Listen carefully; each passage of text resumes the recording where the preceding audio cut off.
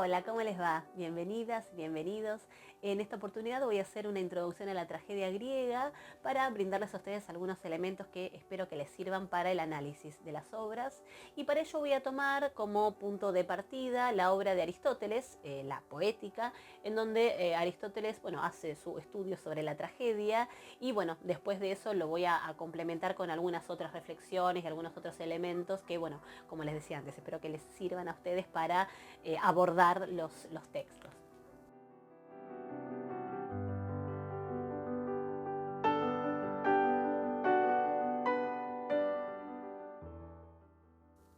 Bien, en primer lugar, tengamos presente que el esplendor de la tragedia griega se da en el siglo V ateniense de la mano de estos tres grandes trágicos que son Esquilo, Sófocles y Eurípides.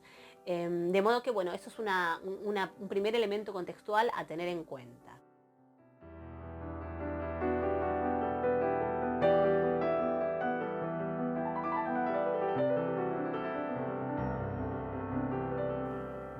Sabemos que en el siglo VI Tespis fue el primer ganador de un certamen trágico. Tengamos presente de paso que las tragedias se representaban en un festival en el que competían, y una de ellas ganaba. Entonces, la tradición nos da este nombre de Tespis como el primer ganador en un certamen trágico. Y tenemos también noticia de otros tragediógrafos como Frínico o como Quérilo, pero de ellos no tenemos obras completas como si tenemos de Esquilo, de Sófocles o de Eurípides, sino que tenemos algunas alusiones, algunas referencias de sus obras y algunos fragmentos. Entonces, por eso es importante tener presente que cuando hablamos del teatro trágico de Atenas del siglo V, nuestro corpus fundamental es el de estos tres autores que mencionábamos antes, Esquilo, Sófocles y Eurípides, de los que de todas formas tampoco nos han llegado todas las obras, pero es el corpus más extenso. Entonces, sobre la base de eso es que describimos y hablamos de tragedia griega. Bueno, y como les decía previamente, voy a tomar como base la Poética de Aristóteles porque, es la obra fundamental a la hora de acercarnos a un estudio del teatro griego antiguo y pensemos además en el valor que tiene el testimonio de Aristóteles en tanto que es contemporáneo del fenómeno teatral griego. Así que, partimos de Aristóteles y, por supuesto, piensen además que la obra de Aristóteles ha sido objeto de estudio a lo largo de los siglos, de interpretaciones, reinterpretaciones, reflexiones, reformulaciones, críticas, de modo que también la poética de Aristóteles es un objeto de estudio en sí, pero sin querer meterme entonces en los problemas puntuales de la poética de Aristóteles, voy a tomar aquellos elementos que, como les decía antes, me parece que les puedan servir a ustedes para iluminar una lectura de una obra trágica. Comienzo entonces con la definición que da Aristóteles de tragedia. Yo les ofrezco mi traducción que también van a ver que es un poco torpe por momentos porque también el texto de Aristóteles tiene como su dificultad y no quería que la perdamos de vista. Les leo la definición y lo que vamos a hacer es, no se asusten si al principio parece un tanto difícil, la vamos a ir desmenuzando parte por parte, pero vamos a leer Aristóteles.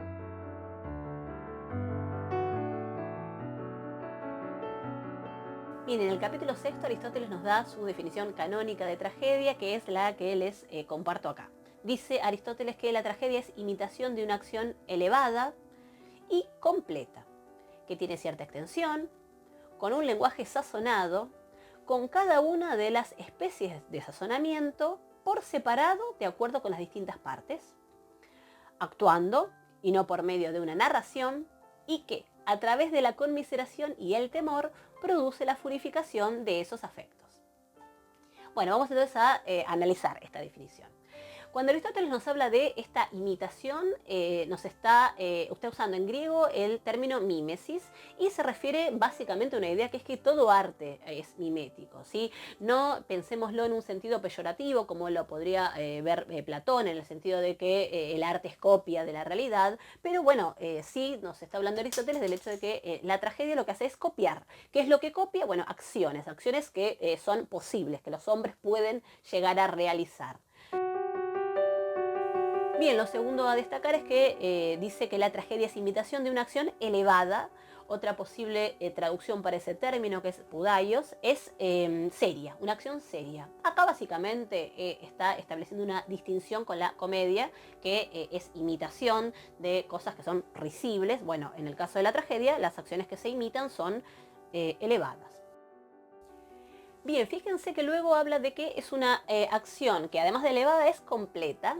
Y acá básicamente cuando habla de completa, bueno, por un lado tenemos que pensar en esta idea aristotélica de que bueno, son acciones que tienden a un fin y se tiene que cumplir ese fin.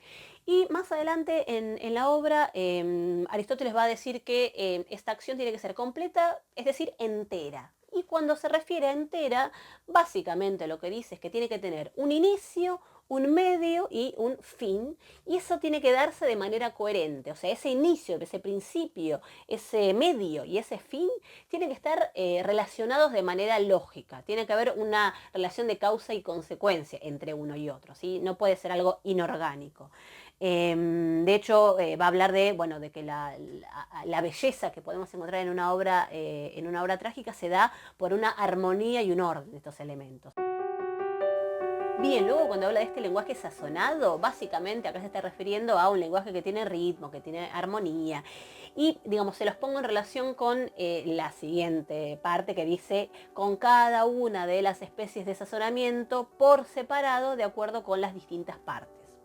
Esto básicamente alude al hecho de que en la tragedia nos vamos a encontrar con partes que son partes recitadas, en donde básicamente ahí lo que vamos a encontrar son monólogos o los diálogos de los personajes, que son en verso, pero son recitadas, mientras que hay otras partes que son líricas o cantadas, que son las partes en las que interviene el coro. Entonces, en esta idea del lenguaje sazonado y de que, bueno, sazonado de acuerdo con las diferentes partes, se está refiriendo a eso, a que en la tragedia vamos a encontrar siempre ritmo y siempre, obviamente, bueno, versos, pero estos versos se van a dar a veces de manera, en los diálogos, de manera más bien esto que llamamos recitada, y en las partes corales lo que vamos a tener es canto. Entonces, a eso apunta esta idea del lenguaje sazonado, y sazonado que también esa sazón va a ser distinta de acuerdo a cada una de las partes.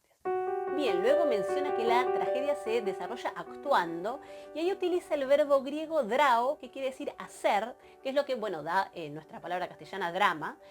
Y acá el foco está puesto en que la tragedia entonces decíamos que era una imitación de acciones, o sea, los personajes actúan efectivamente, hacen cosas, y esto se opone a la narración, ¿sí?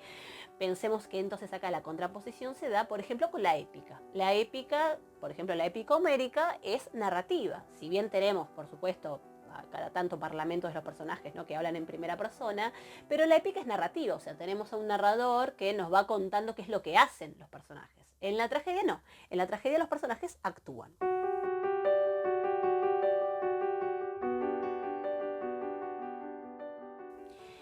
Y después llegamos a esta parte final de la definición, en donde él menciona esto de que a través de la conmiseración y del temor produce la purificación de estas pasiones, de estos afectos, ¿no? Y acá lo que podemos decir básicamente, resumidamente, es el hecho de que los espectadores de la tragedia sienten cierta identificación con esos personajes, y que en virtud de que, bueno, estos personajes efectivamente pasan en general, ¿no?, de una situación de dicha a una situación de desdicha, les pasa algo malo, el espectador entonces siente cierta empatía con ese padecimiento, que él lo considera como un padecimiento inmerecido, y ahí es donde se produce la conmiseración, y el temor se produce porque es algo que le podría pasar al espectador mismo, ¿sí? Por eso es importante, después va a decir Aristóteles, que ese héroe trágico no sea un hombre perfecto, que sea un hombre medio, intermedio, de modo que, digamos, el ciudadano que está viendo en esa representación teatral se pueda identificar con él, y es en ese momento entonces donde se produce la conmiseración, con esa cierta identificación que se produce entre el espectador y, bueno, lo que está viendo en escena, y eso es lo que le va a dar el miedo, que va a determinar una purificación, que el término es esta famosa catharsis, ¿no?, la purificación de esas pasiones, ¿sí? Así que, bueno, esa es como ¿no?, a grandes rasgos entonces una aproximación entonces a una definición de tragedia según Aristóteles.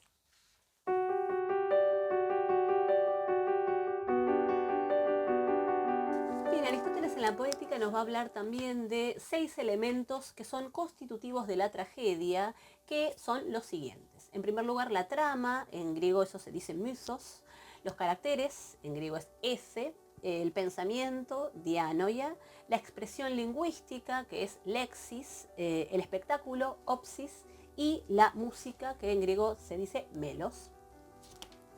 Bien, respecto de la trama, tal vez puedan encontrar otra traducción para este término, decíamos, mythos en griego, que es fábula. Es básicamente lo que Aristóteles define como el alma de la tragedia, y para Aristóteles va a ser lo más importante.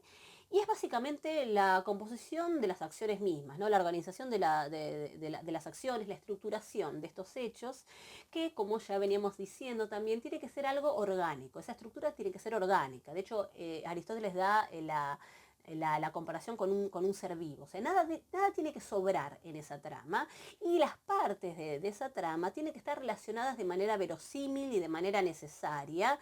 Es decir, básicamente lo que tiene que darse en una trama es una coherencia. Tiene que haber relaciones de causa-consecuencia entre las distintas cosas que van pasando en esa tragedia. Entonces, vuelvo a lo que ya habíamos mencionado antes, de que tiene que tener un inicio, un medio y un fin. ¿Sí? Esto como a grandes rasgos las características de una trama.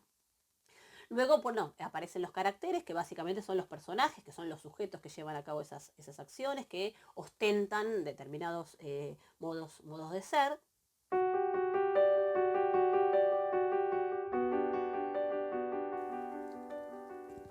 Bien, en tercer lugar tenemos lo que en griego está expresado con el término dianoia, que se traduce como pensamiento, que ha suscitado algunas interpretaciones diversas, porque bueno, no está del todo claro a qué puede estar aludiendo Aristóteles. Yo les resumo, digamos, dos posibilidades. O sea, ¿qué puede estar aludiendo Aristóteles con este pensamiento, cuando habla de pensamiento como elemento de la tragedia? Bueno, una posibilidad es pensar que acá Aristóteles está hablando del pensamiento de los personajes, que bueno, lo expresan a través de sus parlamentos, ¿no? O sea, piensan algo, bueno, lo expresan en sus diálogos, en sus monólogos, ¿no? O sea, va manifestando ¿no? las cosas que piensa. Bien, una segunda posibilidad es interpretar que Aristóteles, cuando habla de pensamiento, no está hablando de los pensamientos de los personajes, sino de los pensamientos del autor de la obra, que lo va plasmando a través de lo que hacen y lo que dicen los personajes. Entonces, con esta segunda interpretación, el pensamiento sería como las ideas, los temas generales que se van desplegando a lo largo de la obra. Entonces, bueno, como les decía, no hay acuerdo en la crítica respecto de qué puede estar queriendo decir con esto puntualmente Aristóteles, así que bueno, yo les dejo planteadas un par de posibilidades. Bien, en cuarto lugar, lo que en griego se dice lexis, que lo traducimos como, bueno, la expresión lingüística, que es básicamente la dimensión lingüística que atañe, por supuesto, a la composición de los parlamentos, pero bueno, a eso se refiere Aristóteles con, entonces, este cuarto elemento, que es lo que se denomina lexis.